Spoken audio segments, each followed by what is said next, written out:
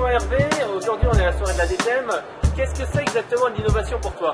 Bonsoir Fred. Alors pour moi l'innovation, c'est un concept extrêmement important qu'on confond malheureusement très souvent avec l'invention. L'invention, c'est je crée quelque chose qui n'existait pas avant. L'innovation, c'est je repense un concept qui existe déjà, je reconsidère un produit, un service qui existe déjà, j'y rajoute éventuellement des fonctionnalités, je retire certaines fonctionnalités et j'en fais quelque chose qui a encore plus de valeur. Alors, est-ce que c'est pas un petit peu comme la stratégie Océan Bleu où on prend en fait des caractéristiques d'un marché, on supprime des choses et on ajoute des choses, comme Free qui a lancé son forfait téléphone où il a supprimé totalement les boutiques, il a supprimé en fait tout ce qui est conseillé au téléphone et il a juste laissé l'internet, etc. Exactement. En fait, l'innovation finalement consiste à réfléchir, à faire ce qu'aux échecs, on fait assez souvent, c'est qu'aux échecs, parfois on s'obstine à regarder un enchaînement de coups, et puis à un moment donné on se dit mais si j'inverse l'ordre des coups, qu'est-ce qui se passe? Et là on découvre qu'effectivement on tombe dans un océan bleu, c'est imparable. Le mat arrive 3-4 coups plus loin.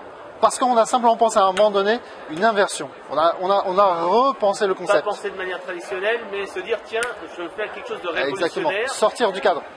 Peut-être pas révolutionnaire, mais avoir un angle, un point de vue différent. Et c'est pour ça que les démarches d'innovation, très souvent, sont le fait de gens qui sont capables de sortir des sentiers battus, qui ne sont pas dans le moule, qui ne sont pas là pour... c'est pas des carriéristes, c'est pas des gens qui cherchent à faire de la politique, c'est des gens qui repensent et repensent en permanence sur leurs produits pour trouver le chemin, la voie qui va permettre de tuer la concurrence. Parce que dès qu'on est sur de l'innovation, on en rajoute souvent l'innovation de rupture, on rompt avec un modèle, le modèle du passé. On rompt avec ce qui était la routine précédente, ce que tout le monde admettait, et on invente un nouvel espace. Comment une entreprise peut faire souvent pour accepter de tuer la poule aux œufs d'or? Parce qu'on connaît une grande boîte, on a un marché, on fait du business, et se dire tiens maintenant finalement je vais faire autre chose, ou je vais casser mon business model qui marche, parce que je sais que dans quelques années ça va moins marcher. C'est très dur, c'est très dur. J'ai moi-même eu un parcours au sein d'entreprises qui ne pouvait pas casser la poule aux œufs d'or.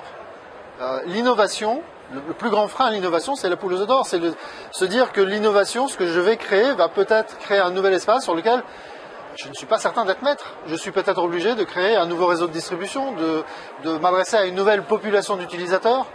L'innovation bouscule les idées préconçues, c'est du changement, et ça ne peut pas parfois se faire dans des entreprises qui sont habituées à avoir des cadres rigides. Alors, c'est peut-être ce qu'on voyait tout à l'heure, il y a TomTom qui disait qu'il rachetait des startups, il y a Google qui a racheté Waze. Est-ce que c'est pas un petit peu ça, donner un petit peu de peps, un petit peu de exactement. En fait, l'innovation sur une bonne entreprise déjà installée est très difficile. Paradoxalement, Google y arrive de temps en temps. Pas toujours. Certaines des innovations de Google se sont faites en dehors de Google, mais Google est encore une des boîtes qui résiste à la tentation de ne pas tuer la poule aux œufs d'or. Mais pour beaucoup de groupes, l'innovation doit se faire en dehors du groupe, malheureusement. Et en France, par exemple, alors soit on rachète, soit on met en place ce qu'on appelle les stratégies d'essaimage, c'est-à-dire qu'on permet à des collaborateurs qui ont cet esprit d'innovation, qui ne demandent qu'à l'exprimer, mais qui n'arrivent pas à l'exprimer au sein de cette entreprise-là, mais on leur propose de quitter l'entreprise pendant 1 an, 2 ans, parfois même 5 ans, il y a des entreprises qui le permettent, pour tester une idée, valider le modèle, et éventuellement revenir au bercail. Et en revenant au bercail, souvent, on enrichit la boîte initiale. D'accord.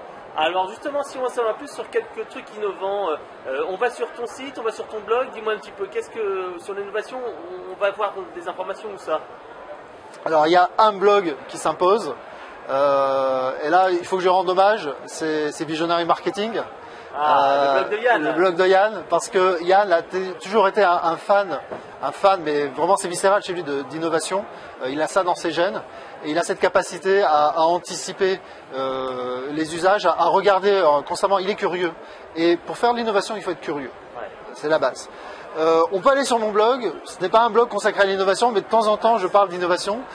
J'étais par exemple l'un des premiers à parler de Waze à l'époque où Waze en France c'était 10 utilisateurs. On n'était pas très nombreux.